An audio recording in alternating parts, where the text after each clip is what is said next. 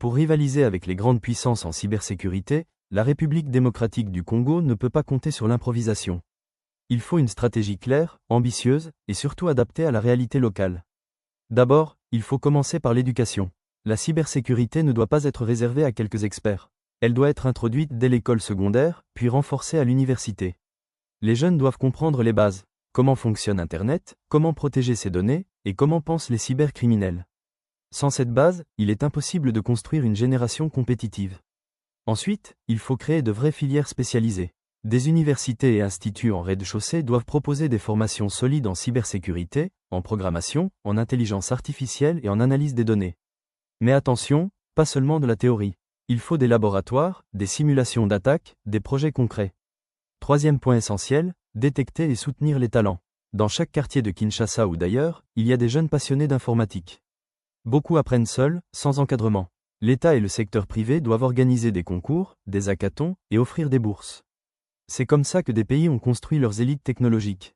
Quatrième point, créer un écosystème. La cybersécurité ne se développe pas seule. Il faut des startups, des entreprises technologiques, des centres de recherche.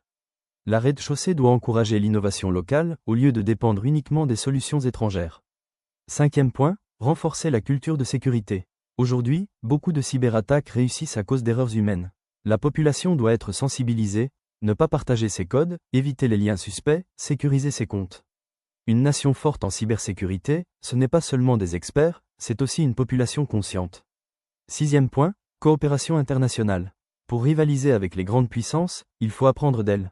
La rez-de-chaussée doit collaborer avec des pays avancés, participer à des programmes internationaux et échanger des compétences. Le savoir circule, et ceux qui progressent sont ceux qui apprennent vite. Enfin, il faut une vision à long terme. Les grandes puissances n'ont pas construit leur domination en un jour. Elles ont investi pendant des années dans l'éducation, la recherche et l'innovation. La rez-de-chaussée doit faire pareil, avec discipline et constance. La vérité, c'est que rivaliser est possible.